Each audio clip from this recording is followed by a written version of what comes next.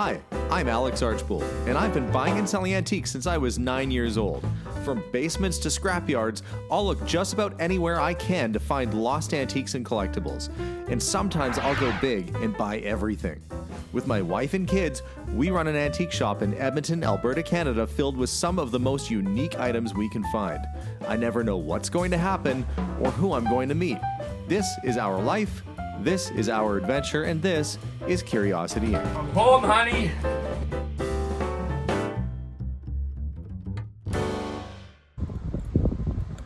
Okay, stop number 1. Check out some cameras. The guy is in the repair business. I don't think it would be anything to do with collectors, but I thought I'd put it out.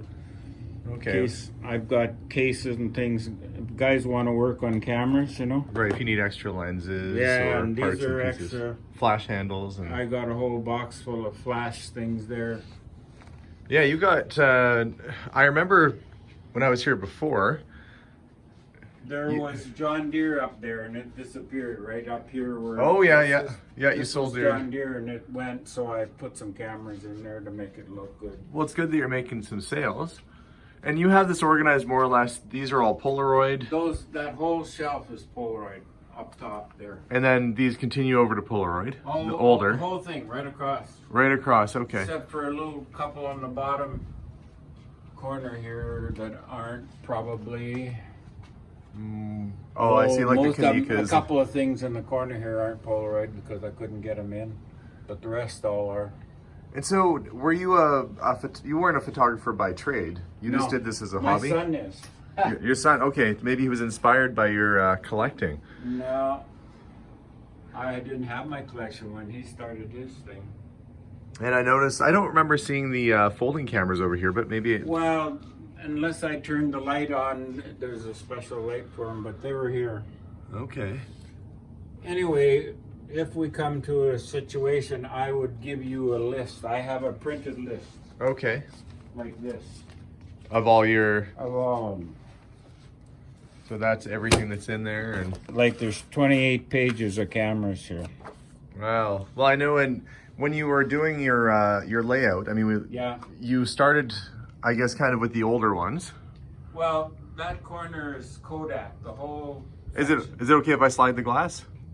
Yeah. Except Okay. it ain't gonna be easy. Okay. Well, then But you can. I won't. Yeah, you can slide it if you can. There we go. Like this section here, this whole corner is all Kodak. The whole 100%. thing. The whole thing. What's the earliest piece that you have again? About the turn of the century. Okay. Like that one up there is 1909 to 1915. You can't tell exactly. I really like the look of the Art Deco brownie cameras. Those are my favorite, like that style right there. Yeah. And you had a couple of those, I think. Which ones? Like that? Or do you just have the one? Yeah, whatever's there is what I had. Okay. And you had all these little signs printed up, and No, those were at the St. Albert Museum. okay. I knew a lady that worked there, and here back about 20 years ago, they took a few of them for 6 or 8 weeks and put them on display down there. So that's why those are made up. I see. Yeah, the folding cameras are very collectible, and you've got this a studio camera. Or I guess this would have been something you could take with you, and It's a plate camera. people still use these. Probably the tripod has nothing to do with it. It's probably one I had here and decided to put on it, but it's Yeah, I can see that's go with it. it's a newer tripod. It would have had a wooden tripod. Maybe. Yeah, probably would have. Yes. More camera, and I forgot you had this big spoon Well- collection here too. Which? I forgot you had the big collection of spoons over here too. I got them up. I don't know how I'm going to get rid of them. There's 700 to go. Somebody comes along with the right idea, they're going to go. You could open a restaurant selling just pudding to small children. Yeah. You'll have spoons for the rest of your life. Yeah. Yeah, collecting spoons was really popular for a long time, and Yeah, and it's gone away. it has. So yeah, you'd go to your different city, and every time you went all there, over the world. yeah, you'd get a spoon. And some of them can be sterling silver. Yeah, that's possible. That's an older one there. That's more of a 1920s or 30s. That's a Mickey Mouse. Yeah. I think that's probably sterling, that little fork. I've had be. spoon and fork like that before. This is for sale too. I've got it up. Oh, the trains? Yeah. And your shuffleboard? It'll probably go, except I'm not sure if I should sell it with a house or sell it, but I'll sell it. Yeah, it's a big thing. I don't imagine that's real fun to get up and down the staircase. Well, the easiest is we had a flood here Oh, okay. back. You still have the sand on. It's ready to go. Oh yeah, I still got sand, but these come off. And then you just grab an end and off you go. Yeah, I've had it up in the garage because we replaced everything. And are you going to be moving fairly soon, or? We don't know. We thought we were, but it just come to an end yesterday, so we're looking. So, but in the meantime, I've already started to work on this, so I decided sooner or later it's got to go anyway. I got too many collections. You know, we get to a spot where we downsize and Well, that's the whole thing. well, you've got cameras just pretty well everywhere here. Yeah, there's some things that aren't cameras, like there's some Kodak stuff. Now that's a nice, you know, like a reporter might have carried something like that, a Graflex. Yeah, I guess. You know what's funny is that this flash tube, some of those can be collectible because that's the same thing they used in Star Wars to make the lightsabers from. You know, I had another guy in your business Yeah. come here, and he wanted to know if I'd sell that flash thing. I said, I don't think so. No, The camera. Yeah, the reason why people like those flash tubes is if you're building a replica lightsaber from Star Wars, that's what they use as a prop, was a Graflex flash tube. So the flash tube is, Oh yeah, you know, collectible on its own. I got a whole box full of flash things. We'll select a Matic. And then, right, you had a big matchbooks collection too. Matchbooks I got gives you an idea how I'd collect them. And so what are the oldest matchbooks you have? Are they kind of... Oh, I don't know. I'd have to go back and look. It's just... I mean, some of the graphics on those are pretty cool. Oh, yeah.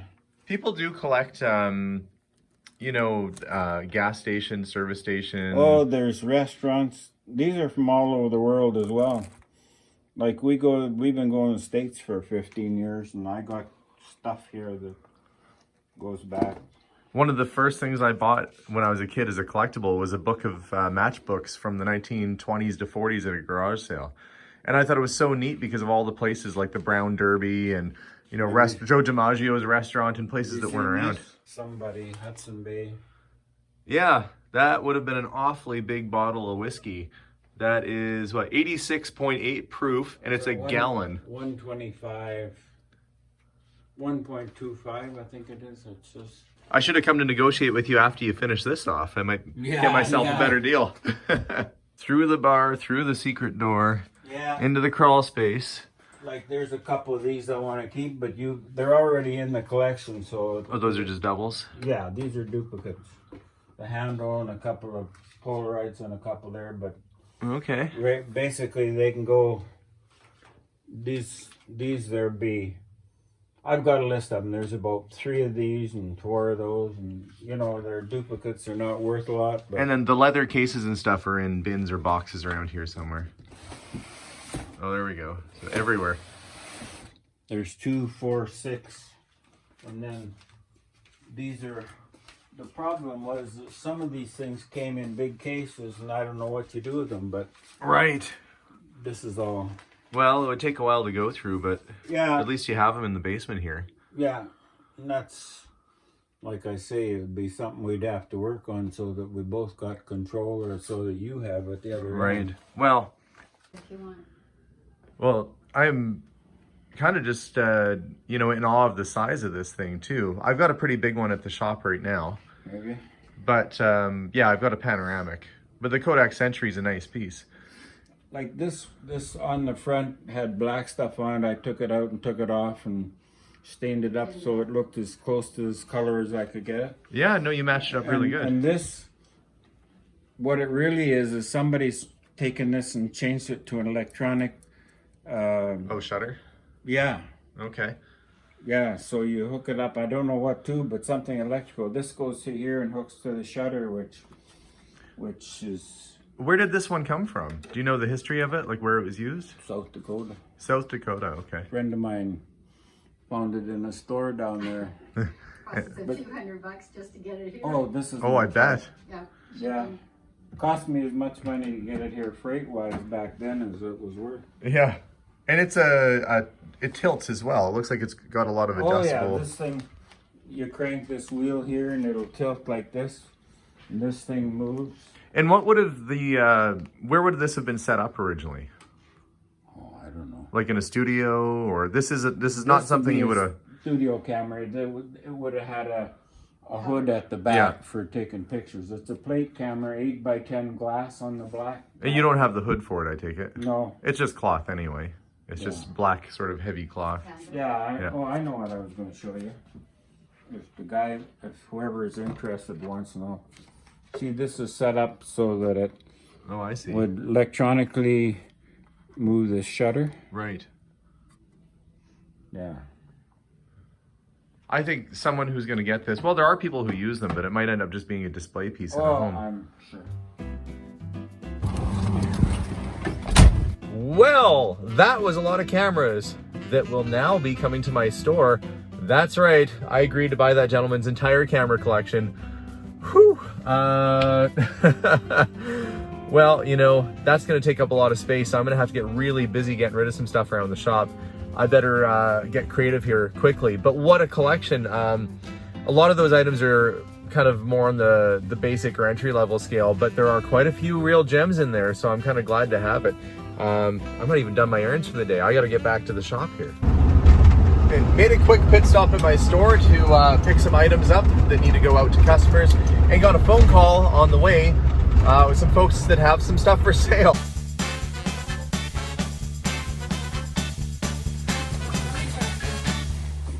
So this was you said your uncle collected radios. Well, some probably were in the family, some he collected. Okay. This was probably his. Yeah, it's a shame it got cracked, but that Yeah. probably could be repaired with a fair bit of effort. Well, don't worry about lifting it up. Though. It's a nice radio when it's not broken. Yeah, so the original box, he has a thing for keeping stuff in boxes. Well, keeps it safe. Yeah, old style phone. Okay, yeah, really Bakelite, couple more radios, Radios. tiny little skis, Yep. and some toys. Okay, well, I guess we'll just sort of just do a little walk around and see what all is here. More tins? These are puzzles. Oh, these are all puzzles. Yeah. Quite a few in still wrapping. Holy cow, that's a lot of puzzles. 40, 50 years old kind of stuff. You know, what I've done with puzzles in the past sometimes, even if I don't buy them or they don't have value, we'll donate them to seniors' homes. They really enjoy, well, I shouldn't say generally, but it's a nice thing to keep folks busy when they've got a lot of downtime. So these are... More games and puzzles. Boy, it keeps going. I didn't realize that it kind of stretched all the way over here with adding machine. Mechanical. Yeah, okay. Some bottles. Don't ask. Well, I never collected bottles. I was never a fan of bottles because I tend to be clumsy and break things, but lately I've been selling bottles. It's from the Seattle World's Fair. Yeah. 21st century. That's neat. There's Coke and with real Coke. Oh, I see that. They're leaders. So. My friend Bob actually got one of these, and he drank it to see what it would taste like, and he regretted it for the next 2 days. He discovered what a good laxative old Coca-Cola is. I have no idea what these are. Valentine beer. Some of these could be from the States. Yeah, they might be. Some woodworking tools. Some little tins. A whole bunch of little bottles. Okay. Well, there is. There's some stuff that we found these jerry cans. Looks like a projector. That's newer, I think. Yeah, that's an old TV. Oh, a TV. I'm sorry. Yeah. It's, The projectors are in here somewhere. Okay. Well, we can always use reels. These are the ocean ones. Yeah, they must have been doing some heavy duty fishing. Yeah, in Seattle he had a nice boat. Okay. So there's the old standing lights. Yeah, okay, yeah. There's the pole is actually in the box. Yeah, there was pole lamps around here somewhere. Oh, I see. Ski poles, jerry cans. Did not even notice all this stuff just sitting around. Yeah.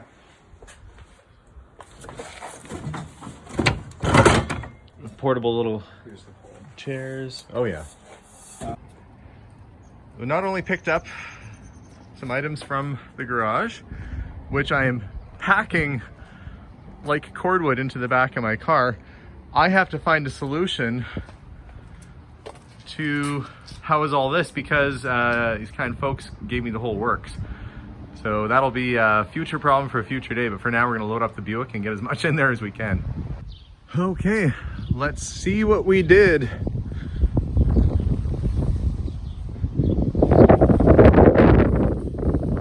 Oh boy. Well, best time to unload and see what's in these boxes. First up, little Coleman camp stove. Just hook up your propane to that and away you go. This is just the internals for a Crosley overseas radio.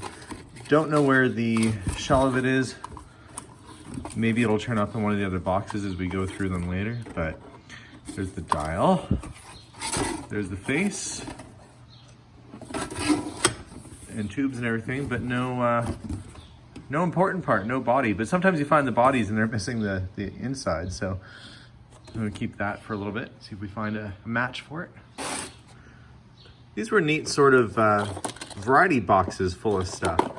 Even old matchbooks like this advertising Coca-Cola matchbook can be kind of collectible. Some nice little pipes in here. Looks like some old glasses. Of course, your classic plastic horn rim glasses, which are kind of back in fashion now. And those are sunglasses.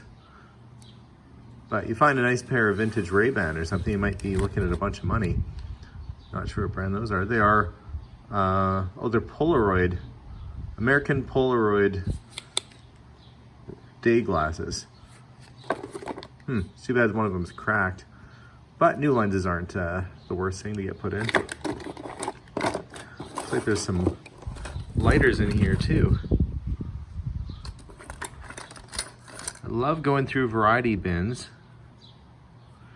Of course, old lighters that have advertising on them can bring a little bit more money than just your typical lighter. Old Zippos are pretty collectible. Oh, there's one, Peterbilt. Park lighter, so that's a nice vintage Peterbilt lighter. That would be a little bit more collectible. That's what you're looking for, or brand names or soda companies, things like that. Help increase the collectability. So at least a couple old lighters in there. We've got some old flashlights, lots of old Evereadys. This is one magnifying flashlight, so you can look at stuff up close and have light to it. Probably still be a handy thing right there. So a few of these.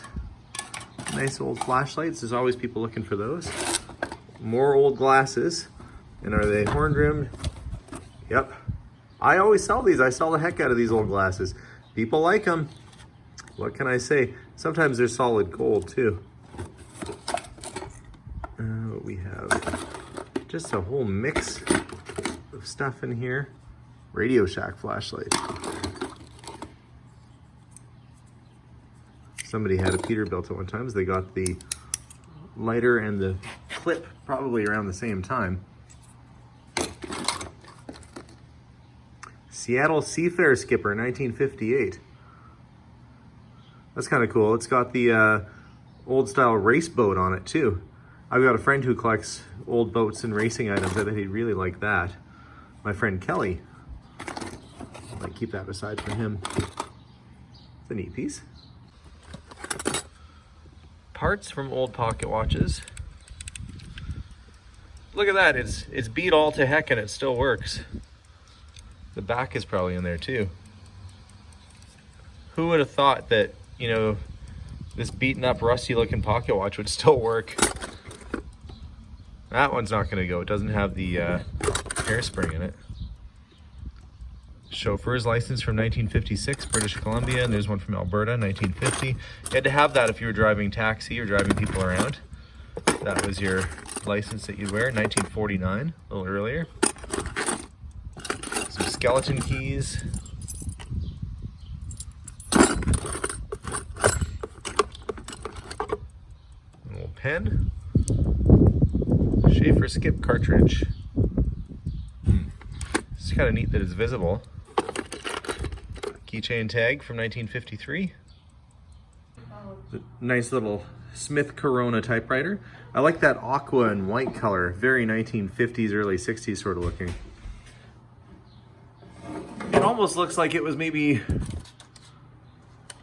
There's some instructional typing on here. To make the number 1 figure, use letter 1. I wonder if that came with the typewriter when it was new. Maybe this thing is new old stock, like that's the instructions on how to use the typewriter built right into it. Or somebody was taking lessons. Either way, it looks to be in really good shape. I wanted to go through this box because it looked a little alluring when we were there. It's all reels. Lots and lots of fishing reels.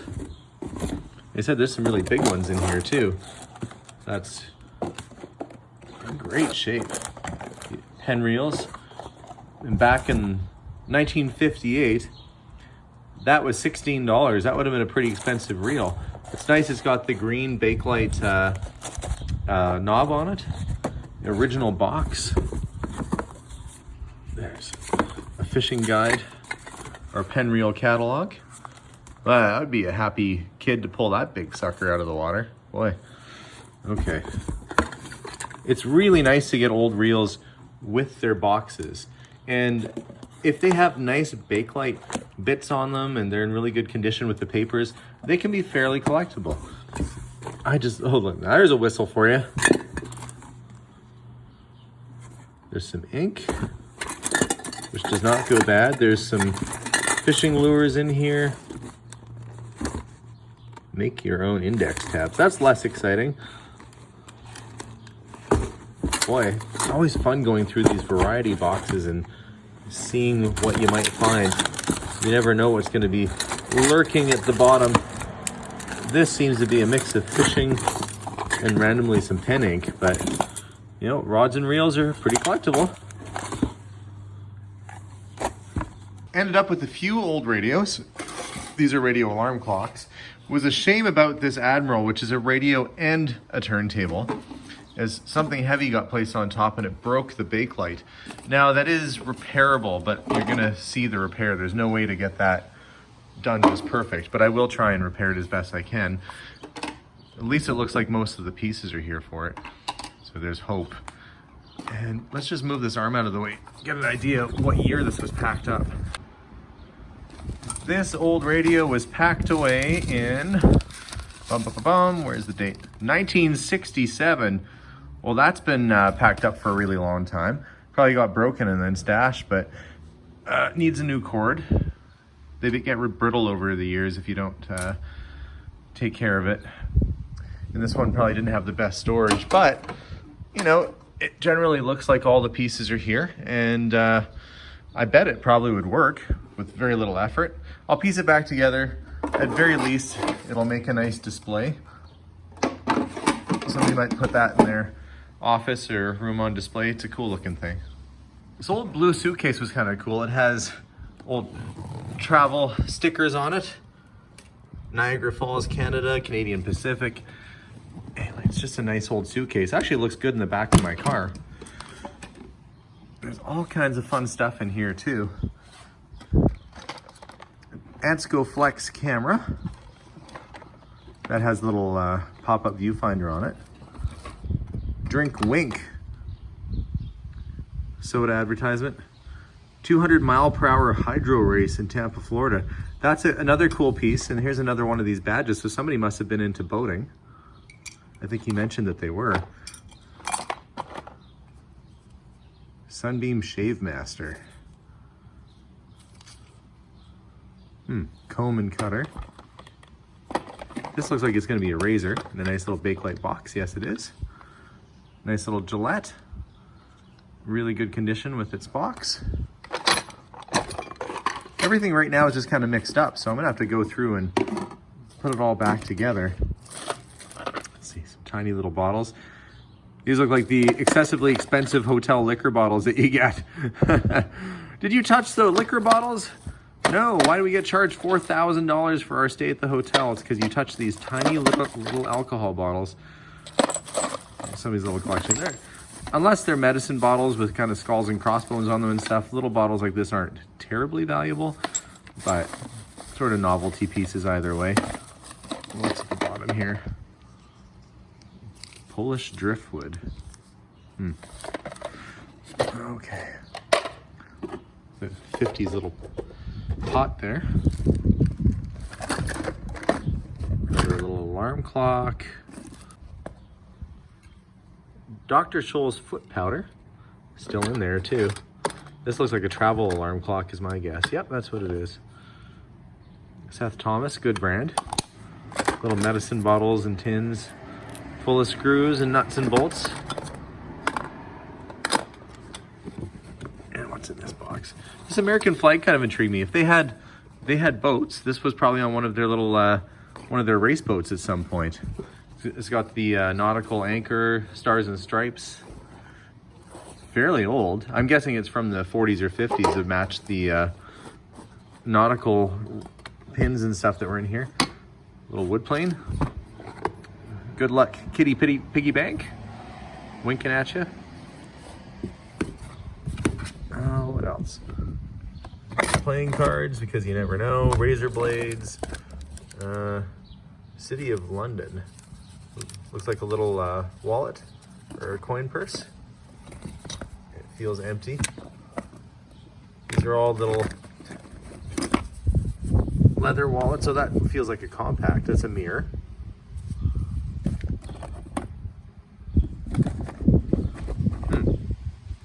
Just little cases and holders.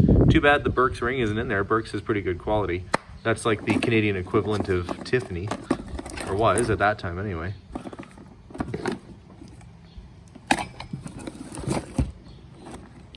Okay. What is this? Kodak self-timer. That's neat. That's got to be fairly vintage. Rochester, New York. So some camera equipment. That's crazy. All of that was inside the trunk of the car. That's not everything. I still have the back seat full and the passenger seat full too. This is a box just full of old radio tubes. And you'd be surprised, I've probably said it before, but some tubes can be quite valuable because people build guitar amplifiers and stuff for them. So big box of tubes is a good find. This was the box that had a lot of the old 7-Up bottles and things like that. But I noticed that some of them are still sealed. Like this Bell's Scotch whiskey, I have no idea what kind of quality it is, but it's still full, and Scotch and stuff like that does not go bad. So that's probably still actually drinkable, and apparently it gets better with age. I don't know if it gets better with age after it's been stored inside of a ceramic bell for 40 years, but still neat. Let's see what's in the other bottle bin. More Coke in the bottle, 7-Up. Still completely full. Another big Coke. Diet 7-Up. Oh, here's a Calgary Brewing Horn brand, Bighorn brand, Stout Ale, Bighorn Brewing Company, Calgary. That's probably a little bit more collectible, the fact that it's still sealed. That's kind of a neat one.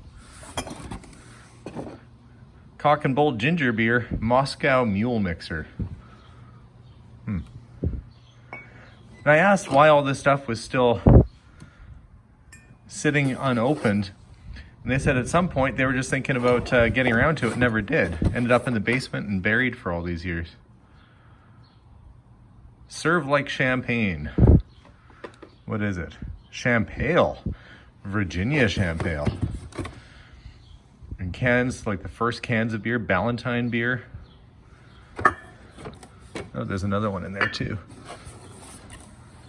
Jack's beer.